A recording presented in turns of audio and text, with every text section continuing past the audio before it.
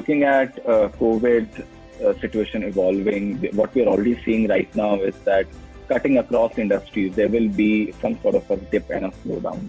So definitely, we will see some dip in terms of technology companies, especially looking at ITES sector. And a lot of technology companies and information technology companies, they have clients across retail sector, they have clients across transportation and defense and other sectors. Now those sectors will have a much bigger slowdown. So because of those sectors having a slowdown, the ITES sector will of course have a dip because of those issues. The second I think issue will be because China is going to have a significant dip and a slowdown that will have an impact on Indian businesses, especially the Indian IT sector. So definitely these two areas I'm looking at. Right now, it's a little too early to sort of understand what would be the level of impact and how much in terms of the growth of the ITES sector we will see. But definitely, I think we will witness some slowdown in terms of the processing industry as well. So it waits to be seen how the analytics industry, processing industry, they will respond to these issues. Having said that, the technology is also being used frequently and more prominently now due to the COVID issues. All of us are working from home. You're using online internet technology products. So am I. I think that also means that the demand for technology and understanding of information technology and its importance of in our lives is going to rise, and people are slowly realizing that. Imagine if COVID-19 had come in 1980s, how would we have survived? I mean, we would have found it much tougher. Now imagine yourself being at the times of the bubonic plague, which happened in the early 20th century. Now there was no internet back then.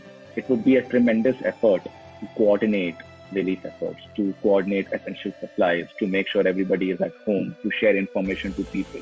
Can you imagine the gaps that time people and the policymakers would have compared to now?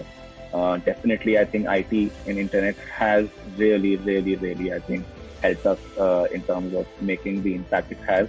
And we are seeing that. And at the dialogue, we are working also in some of the relief efforts with Gurgaon administration. And we have formed groups on WhatsApp, which are coordination groups, where we're coordinating with different moving parts of the entire framework of relief efforts. So right from sourcing food from RWAs to having a sort of a control room where everything is deposited, having constables aligning that with the civil defense team, mapping out beneficiaries, getting the supplies to them, having the transport organized. All these moving parts are happening through various groups which have been formed on these platforms.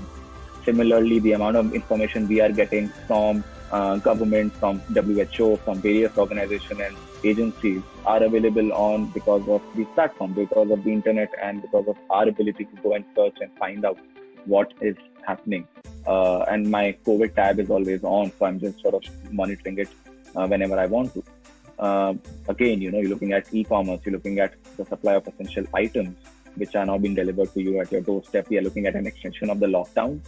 So because of the extension of the lockdown, you are more dependent on these guys to make sure that your supplies are provided to you on a daily basis. Again, similarly, the government is working very closely with them in terms of spreading information and the technology they are providing. Some of that is also helping the government. So the Arogya Setu app, which is a casing app, which is sort of the flagship app to help people understand what is the spread of the virus.